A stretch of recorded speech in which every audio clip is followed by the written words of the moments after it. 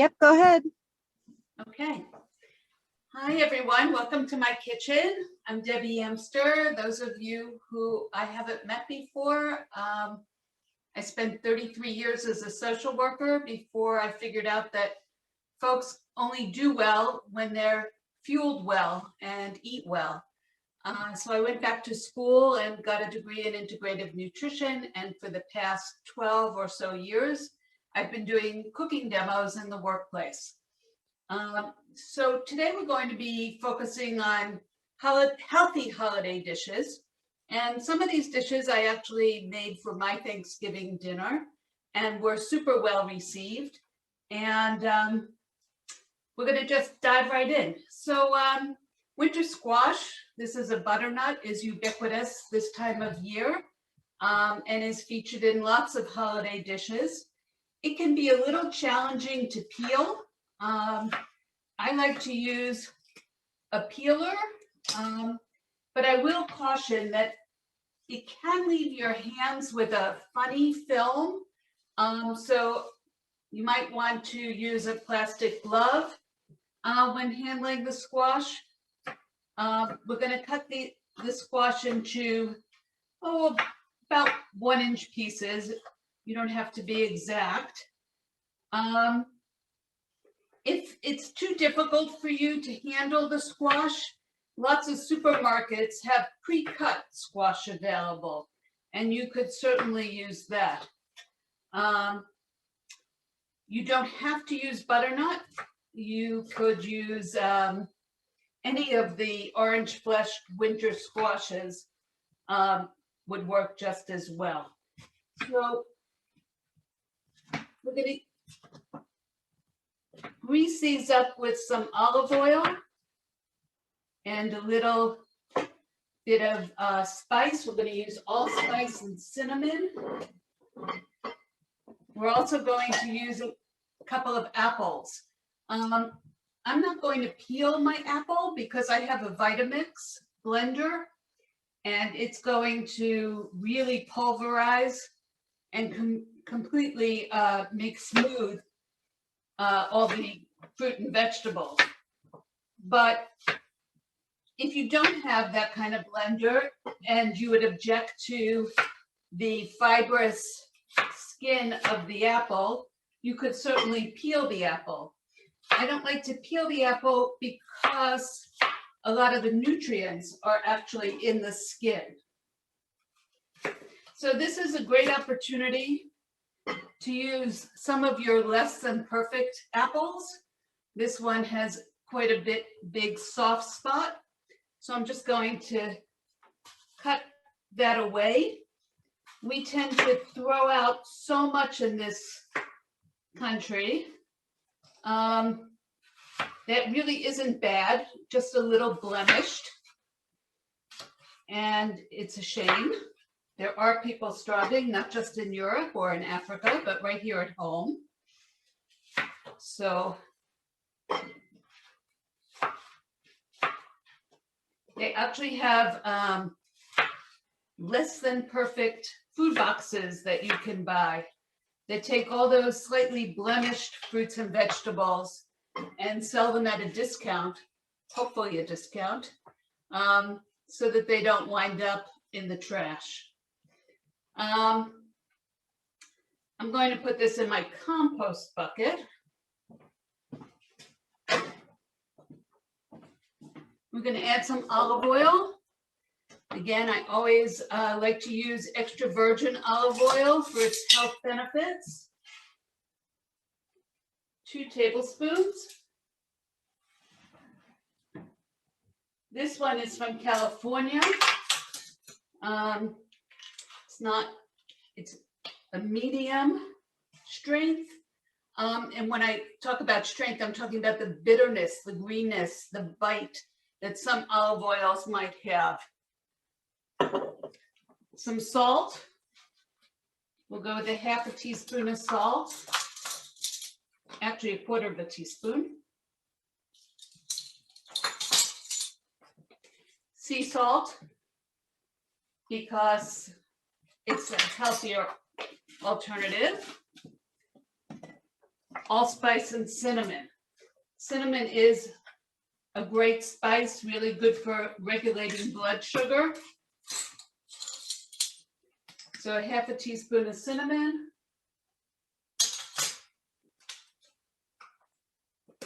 And a teaspoon of allspice.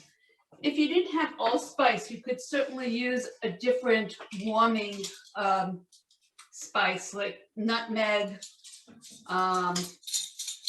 maybe a little bit of cardamom. Cardamom is quite strong.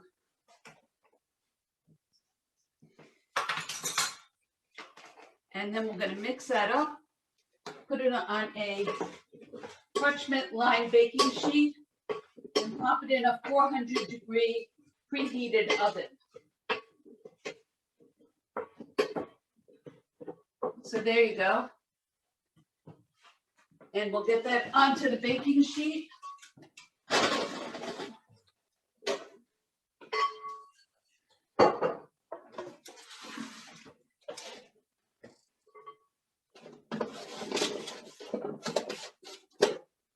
You don't want to crowd the apple and squash because then it will steam rather than roast. So you want to use a baking sheet that's large enough to give it some room. You don't want to leave any of these wonderful spices behind. So one of these fabulous silicone scrapers are a great tool to have in your kitchen.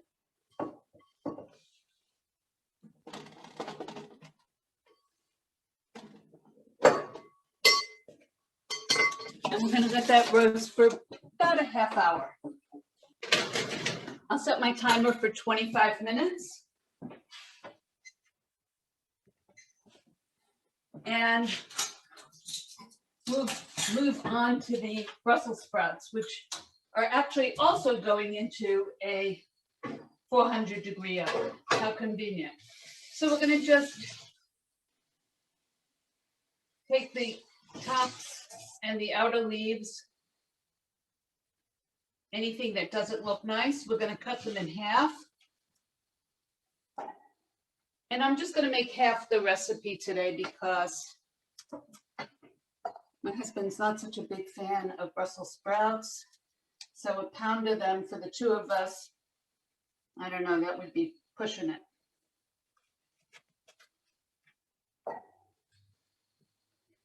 So Brussels sprouts tend to stay like cabbage for a while in the refrigerator.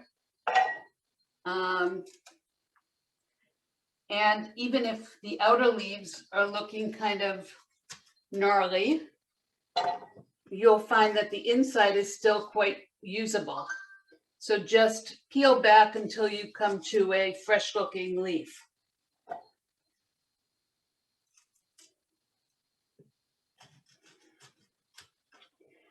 I found that Brussels sprouts are very popular, and there were so many recipes for Brussels sprouts this Thanksgiving.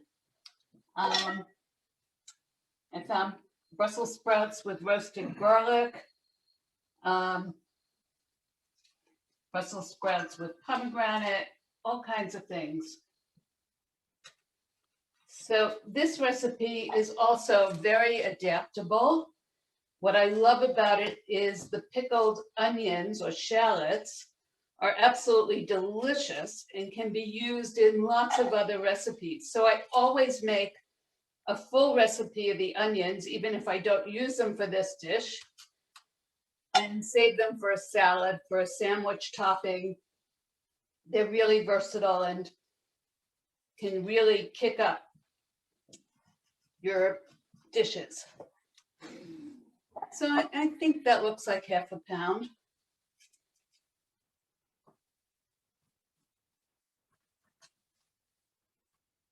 Now I know that I have shared with many of you that I use my kitchen scraps to make a broth, but I won't be using these Brussels sprouts because they're very sulfuric,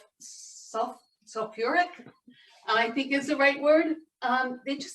They smell. And you know, you don't want that flavor in your broth. So they're going to go in my compost bin.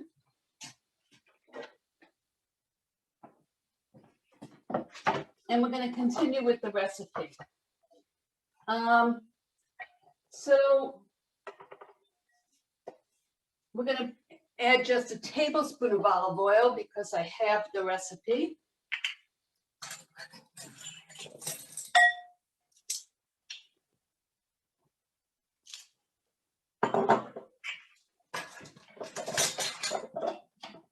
A little salt and pepper.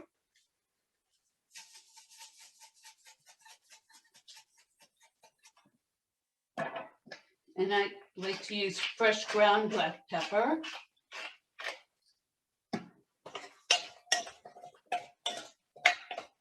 Mix that up. Put it on a parchment lined baking sheet. Again, we don't want to crowd the Brussels sprouts. Give them room. And pop them in. And as luck would have it, they need 22 minutes. So we'll be done with both in a similar time period. And we're going to move on to making the pickled onions. So shallots are a delicious option. Shallots look like this or smaller. They're kind of a cross between a red onion and garlic. They're in the allium family. They cut open, they look very similar. However, I'm going to use a red onion because both of my whole shallots are a little soft and mushy and probably won't make for a delicious pickle shallot. So again, you know, we have to be flexible. Just because you're missing one ingredient doesn't mean the whole recipe is ruined. The New York Times has a great article on substitutions that they implemented during COVID because people couldn't get out or because the supply chain was so challenged. And it's a great resource. So I'm going to use about that much. It calls for a small red onion, so I used a half of a large one. And I'm just going to pull the peel off of here.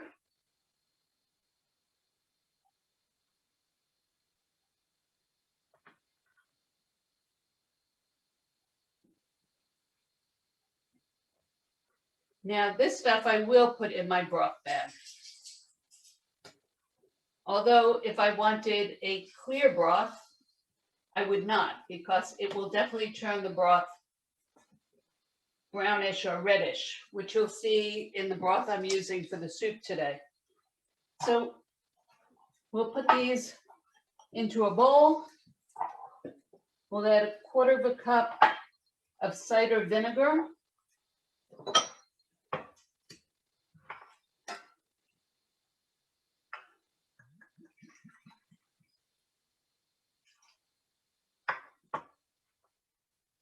A half a teaspoon of black pepper.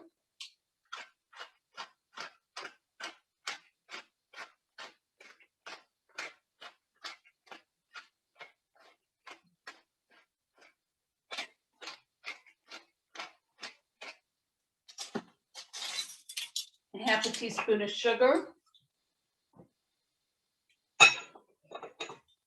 And a half a teaspoon of sea salt.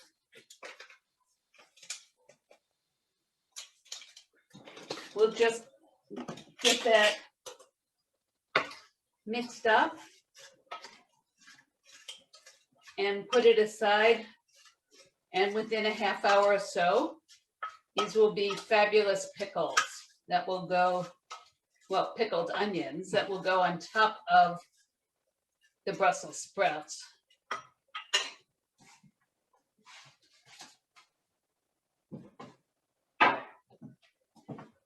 And now we'll put up the carrots.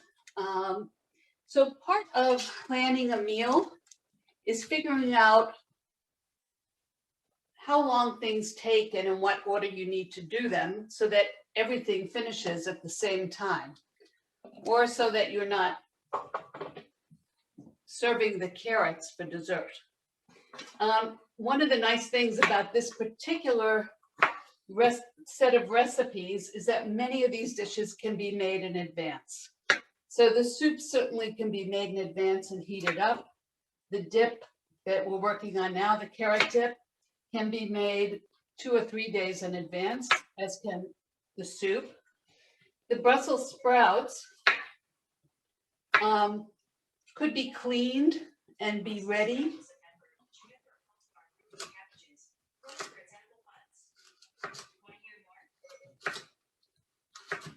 So apparently, my phone is talking to me.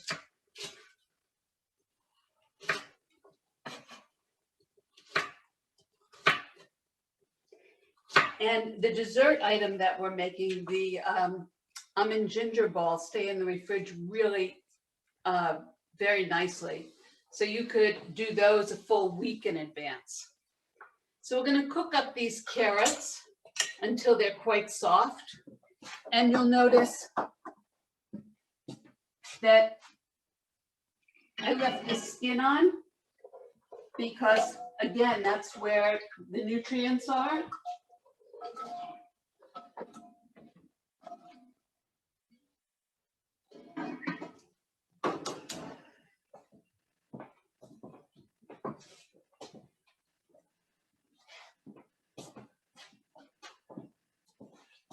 Okay, so let's clean up a little before we move on. Vegetables for our broth. I would use green bean tips, celery leaves, celery tips, garlic tips, anything that's not sulfuric. So we're going to make the yogurt dip for the Brussels sprouts. And we're going to, again, have the recipe. So here I'm going to take a big fat clove of garlic, and to peel it, smack it with a knife on its side, and then the peel will come off quite easily.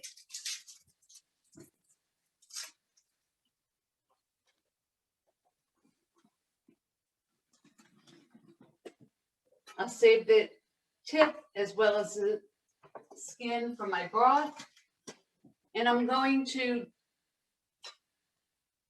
grate this on a zester, but you could chop it very finely, or you could put it through a garlic press.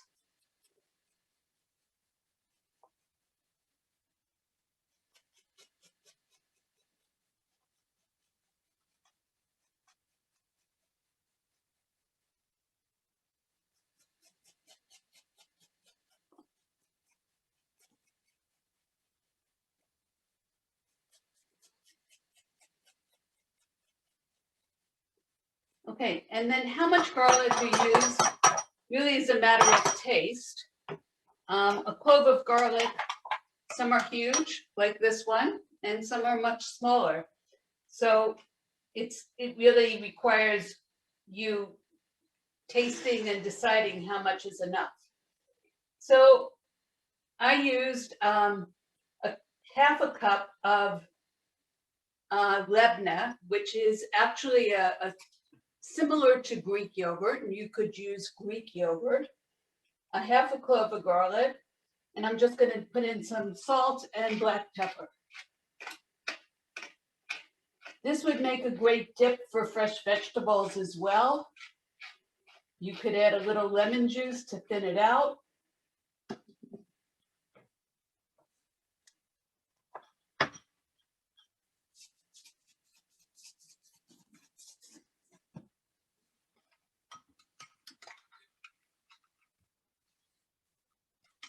So there we go. we'll put that aside.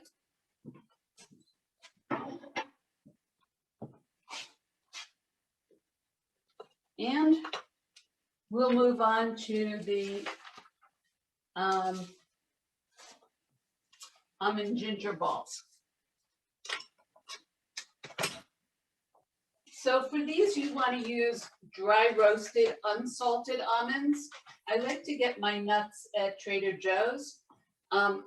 Believe me, I don't get paid to recommend them, but their nuts are always really fresh. They sell a lot, so there's great turnover. There's great variety. They have organic, they have regular, they have salted, they have not salted. It's just, they also have fantastic dried fruit.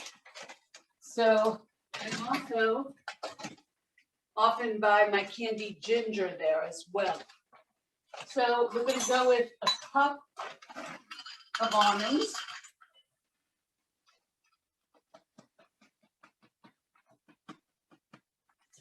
Perfect.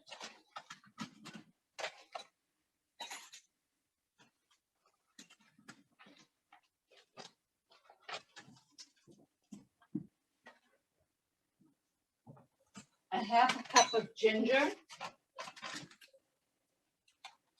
So candied ginger,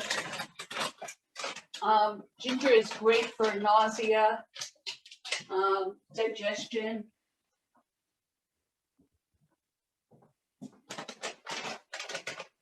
So it's a very nice after dinner treat.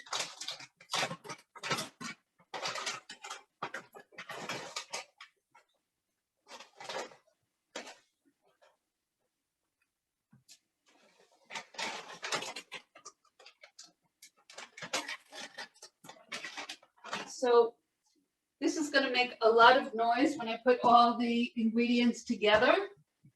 So we're going to put it on mute so you're not accosted by the sound. Oh, I forgot the cocoa. So let me just grab a teaspoon of cocoa.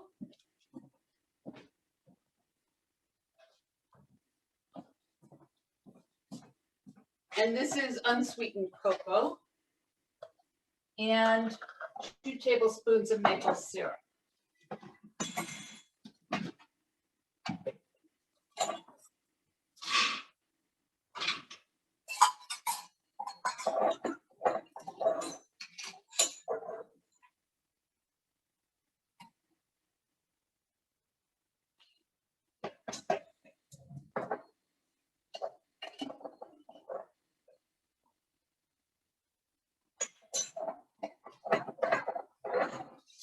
And 1 teaspoon of cocoa.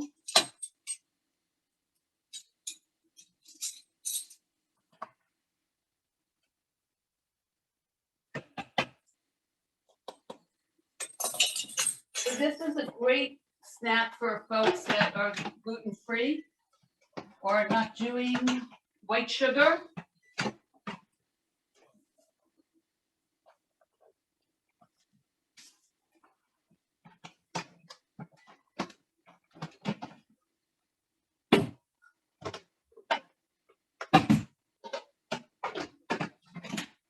You have to know how to smack it around.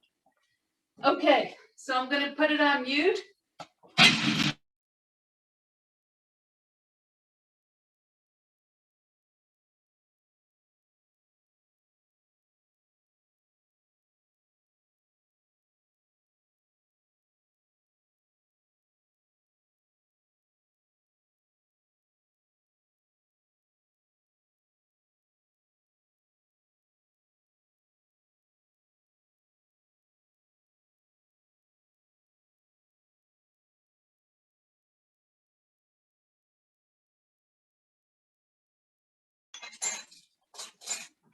And you want it fairly well ground, but not pulverized. I'm going to give this another pulse or two. I'm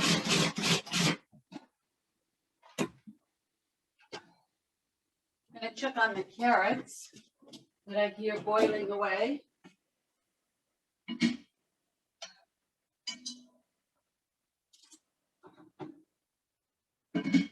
These are done, they'll wait for us.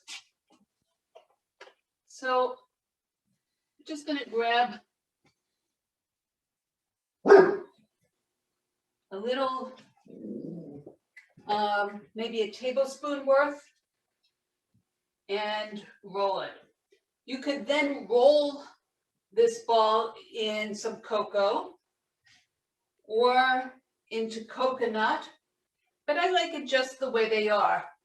Cocoa and coconut would give you some variation in how they look, not much different in how they taste. So there you go, pretty easy.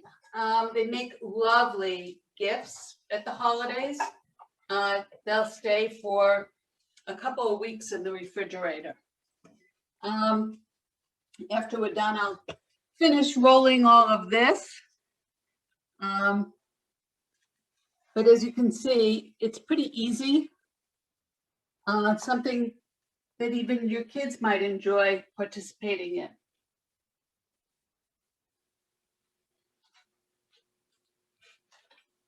There we go. So now let's move on to the dip.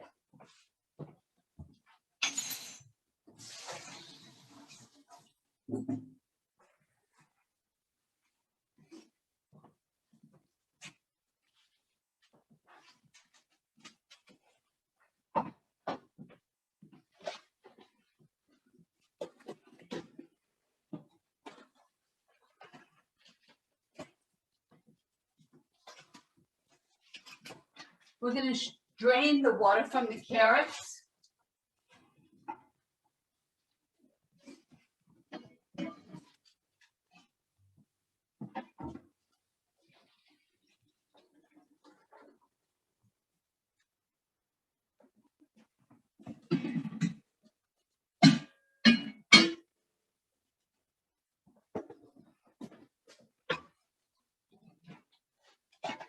We'll add the carrots to the food processor.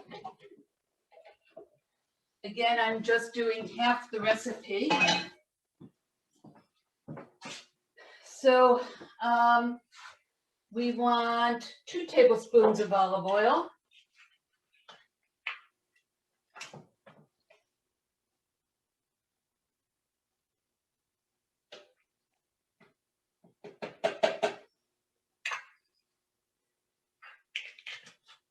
One and a half tablespoons of sherry vinegar. Again, if you don't have sherry vinegar, don't run out and go buy it. I think that apple cider vinegar would be lovely. Even red wine vinegar would be fine. The only vinegar I wouldn't recommend is white vinegar. White vinegar is great for washing windows, washing your floor, but it's really not a food. It's a commercial cleaning product.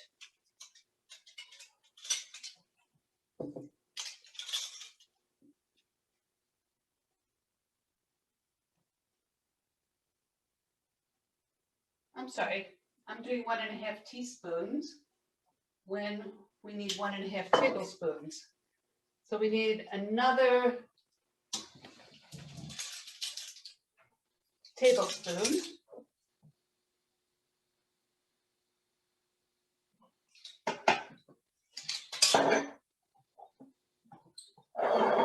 A clove of garlic crushed. So we can just use the garlic press, or you could continue to grate it on the grater, or you could chop it finely, or you could let the machine do the work.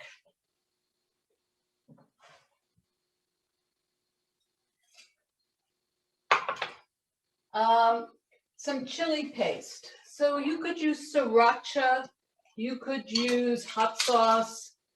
You want to know what your family's tolerance and enjoyment of spice is, how hot your condiment is, and just be careful.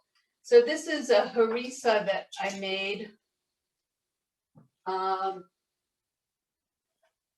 I suspect I will find it too hot. And then my son will get the dip. We're going to use some ground cumin, 3/4 of a teaspoon. And I will use a heaping 1/2 teaspoon. And some ginger. 1/4 of a teaspoon of ginger. So I have several sets of measuring spoons. They're part of almost every meal I make. A little salt and ground pepper. I particularly like the odd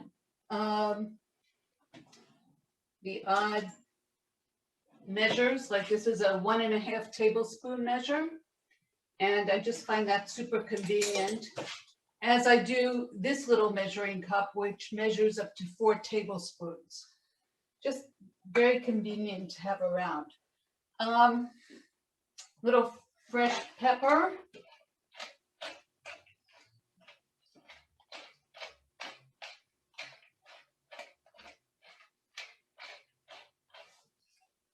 And then we're going to let that blend, and we're going to put you on mute so you're not accosted.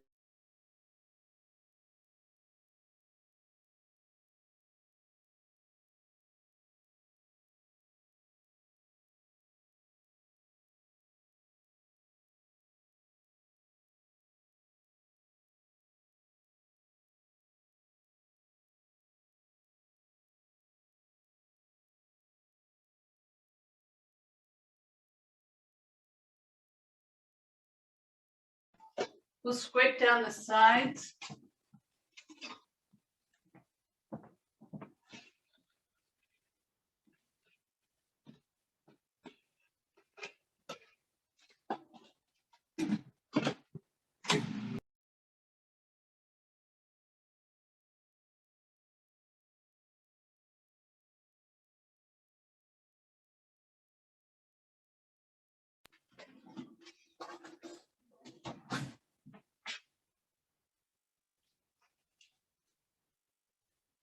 That is so good, but it could use a few more minutes of pureeing.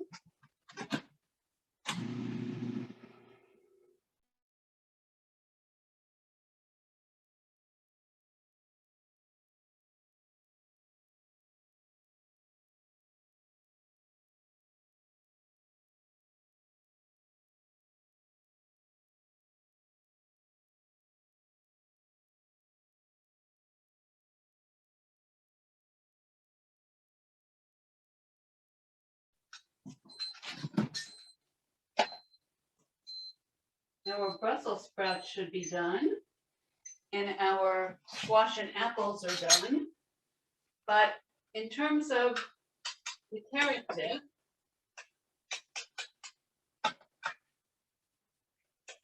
you would want it to cool. And once it's cool, you would add a little olive oil and cumin.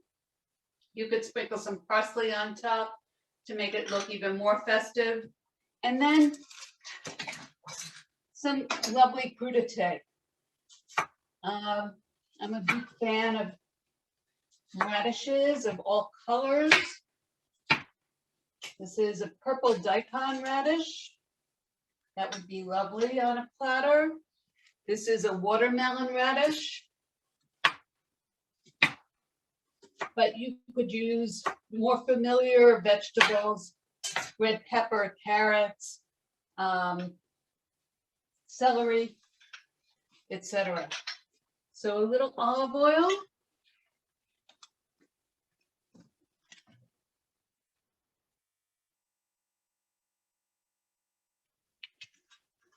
And a sprinkle of cumin.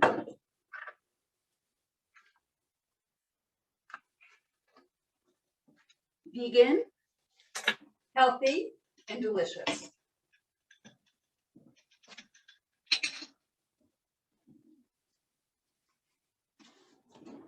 So now we'll move on to the soup. Give me that basket.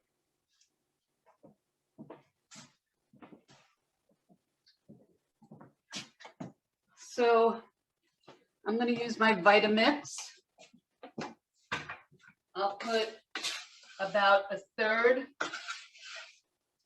of the apples and squash in here.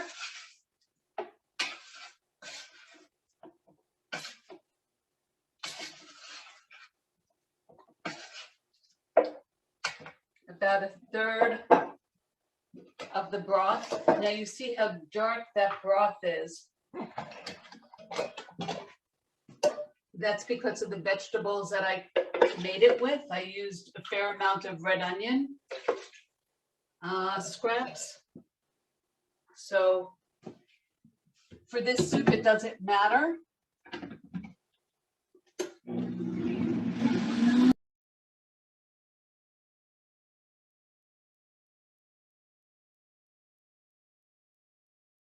So we want to do it a third at a time and then pour it into a soup pot.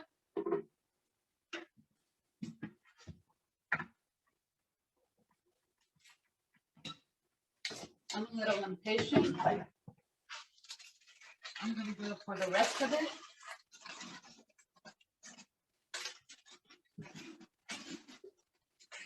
Another advantage to using the parchment paper.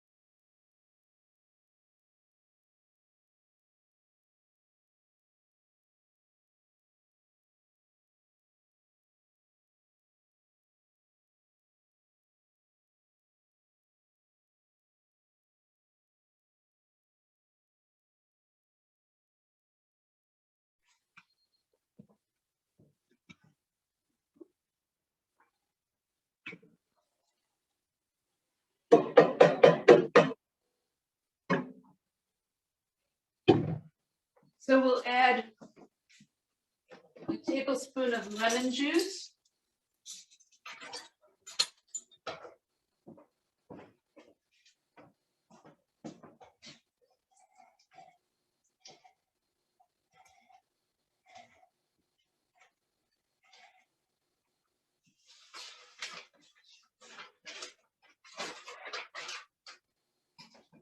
And some black pepper.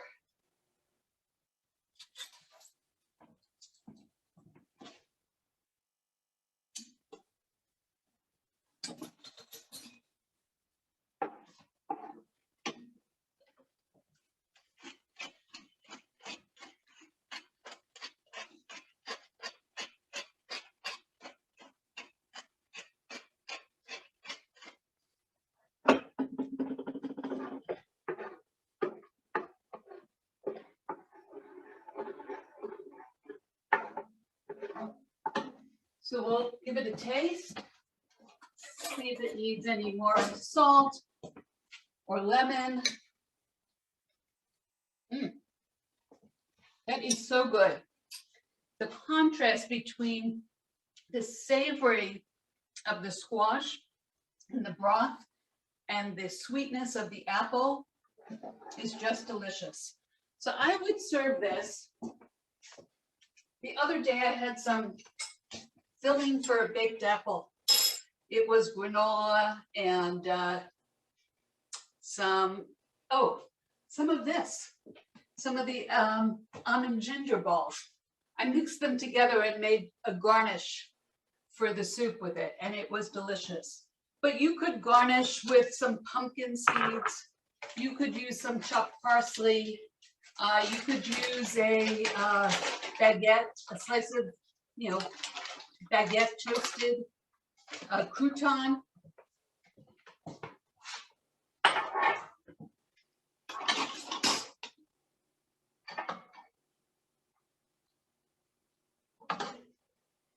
So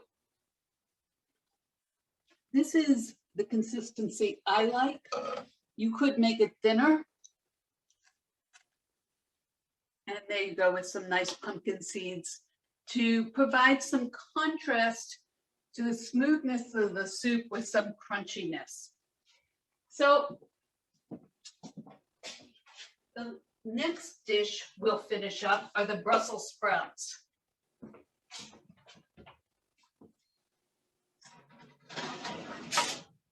Here they are out of the oven. Beautifully caramelized. I'm going to just let them cool for a moment because I don't want them. I'm going to be putting them on top of the yogurt, and I don't want the yogurt to curdle or anything. So I'll just give it a moment. In the meantime, I'd love to answer any questions you might have. I'd love to find out from you what you're planning to make for the holidays, what your family enjoys and what they look forward to.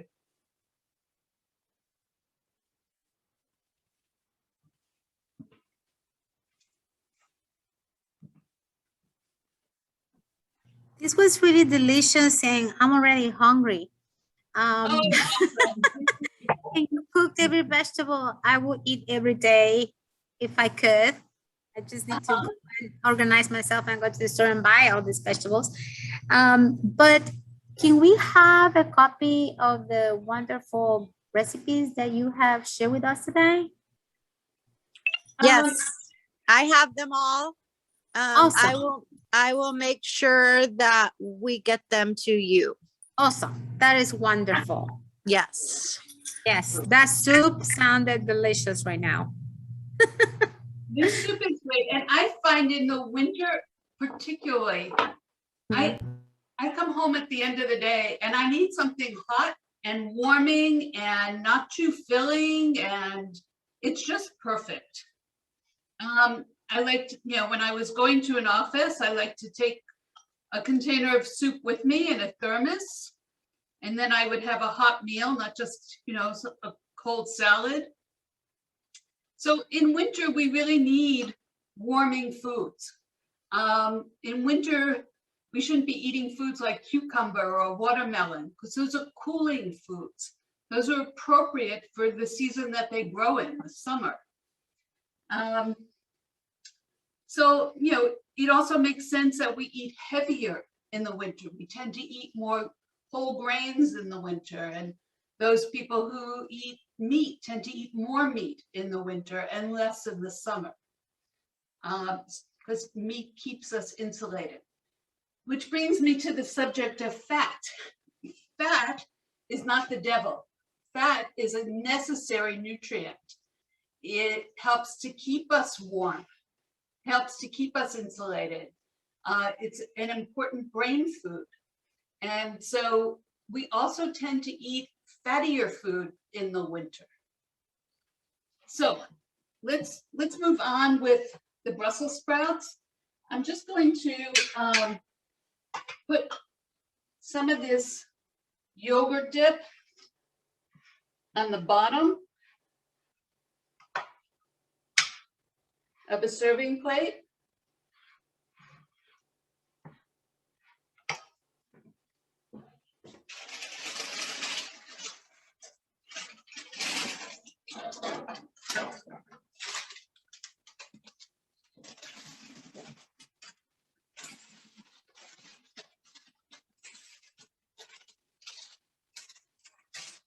I'll put the Brussels sprouts on top, making sure that you can still see the yogurt.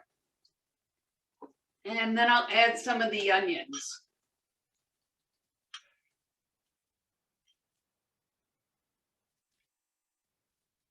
Again, depending on your family's taste, you can use more or less onions. Tomorrow, these will be even more relaxed. They didn't quite have as much time as I like to. It seems like you have a lot of food. Maybe we should come to your house and eat the delicious food. It looks beautiful, different, festive. And it tastes delicious. And it's a healthier alternative to mashed potatoes or green bean casserole. So it's not your mother's holiday. Though there's a place for those wonderful traditional recipes as well. So, you know, it's an opportunity to try new things, introduce some of the new, some of the old.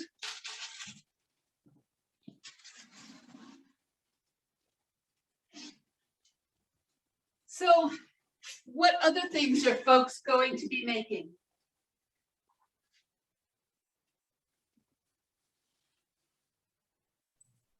Well, I'm gonna be traveling abroad, so there's gonna be a lot of fruits and vegetables in the diet. I actually, when I saw this course, I thought like, I should, because I do cook with all these wonderful vegetables, but it's kind of like I need to see what else, how I can cook them, and I think that I want to take these recipes with me so then I can cook them down there, because I want to bring some other options besides of whatever people will eat. And yes, I will enjoy it, but I want to bring something also that is gonna make me feel good about what I'm eating, rather than just eating all festive food. Which it happens because it's the holidays. If you don't eat, you don't feel like you are not married or, you know, happy. But I thought, oh, what a good opportunity to try something new, as you were saying. So there are great resources on the internet for healthy holiday dishes. Mark Bittman is a great source, just markbittman.com. I really like Rebecca Katz, and again, it's rebeccakatz.com. She has wonderful recipes with health in mind.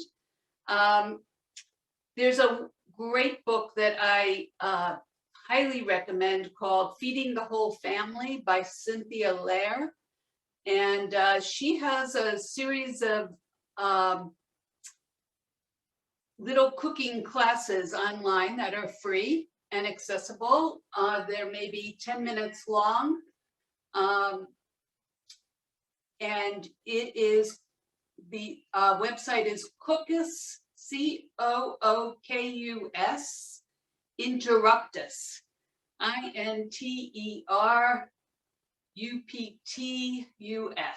Cookus Interruptus. And they're a little funny, but the recipes are delicious. And that's more important than the funny. So I would highly recommend those sources. I think if you have young kids, it's great to involve them with choosing the menu. You know, if you go to the market and you find an artichoke, let them do the research and find out what that is, how you cook it, why you should eat it. Speaking of which, there's another great website called theworldshealthiestfood.com. And he actually goes through hundreds of foods, why they're healthy, how to choose them, how to store them, the best way to cook them, and some recipes. And obviously, most of them will wind up being vegetables and fruits, because that's the food most missing from American diets. You know, when you look to see how to prevent cancer, how to prevent heart disease, all of these chronic illnesses, diabetes, it's eat more fruits and vegetables. And actually, I should say more vegetables and fruit, because it's really the vegetables that are more important. They have more vitamins and minerals and less sugar. And, you know, even though it's natural sugar, fruit still has sugar. So we shouldn't be eating fruit all day long. That's not healthy either. So I hope that you have fantastic holidays, that you enjoy some of these dishes either at your holiday table or for dinner in the next week or so before the holiday. And I wish you good health, good eating, and good cooking. Thank you. thank you so much. Thank you, guys. Have a happy holidays. Thank you. You too. Thank you, Debbie. My pleasure. Bye-bye. Bye. Bye-bye.